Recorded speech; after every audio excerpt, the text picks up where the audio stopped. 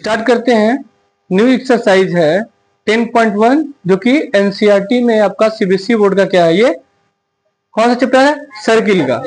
ठीक है, सर्किल का चैप्टर है। तो सर्किल का इसमें जो पहला थ्योरम है, इसको पढ़ने से पहले ये थ्योरम क्या कहता है कि प्रूव दैट, सिद्ध करना है कि जो रेडियस और टेंजेंट होते हैं इन दोनों के बीच का जो एंगल होता है वो क्या होता है, 90 डिग्री।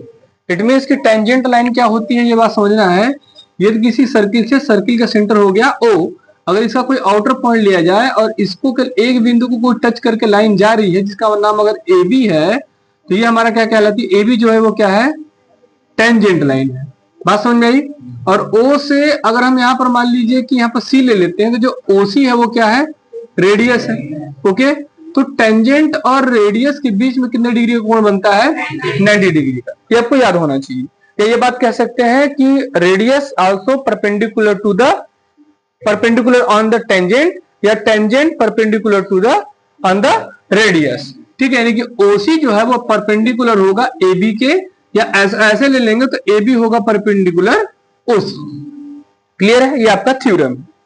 एक्सरसाइज 10.1 का पहला क्वेश्चन है कि how many tangents can be circle have. तो इसमें देखिए बात सिंपल सी है कि अगर हम एक सर्किल की बात कर ले तो सर्किल में कई आउटर पॉइंट पर बिंदु ले सकते हैं। तो यहां से क्या हो सकता है कि कितनी टेंजेंट लाइन खींची जा सकती है एक सर्किल पे, इनफाइनाइट। तो क्वेश्चन नंबर फर्स्ट का जो आंसर होगा वो क्या हो जाएगा, इनफाइनाइट। क्लियर है, इनफाइनाइट आप क्या कर सकते हैं, इस पे टेंजेंट लाइन खींच सकते हैं, कोई प्रॉब्लम है। दूसरा क्वेश्चन क्या कर रहा है कि फिल इन द ब्लैंक्स, आपको खाली जगह को क्या करना है, भरना है।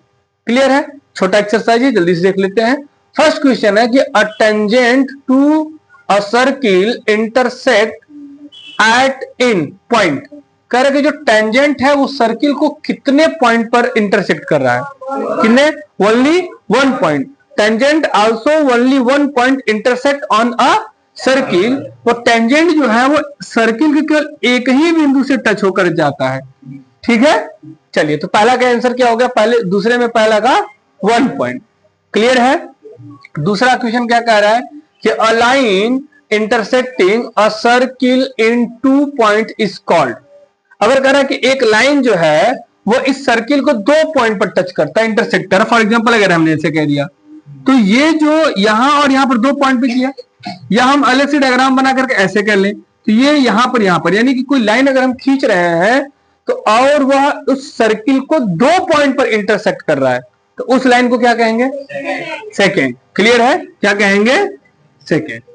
बात क्लियर है। अब पहले का आंसर क्या हो गया, दूसरे में पहले का 1 और दूसरे का दूसरा क्या हो गया, सेकेंड। Clear dear. चलिए दूसरे का थर्ड क्या करा कि a circle can have, fill in the blanks, खाली स्थान, parallel tangent at the most.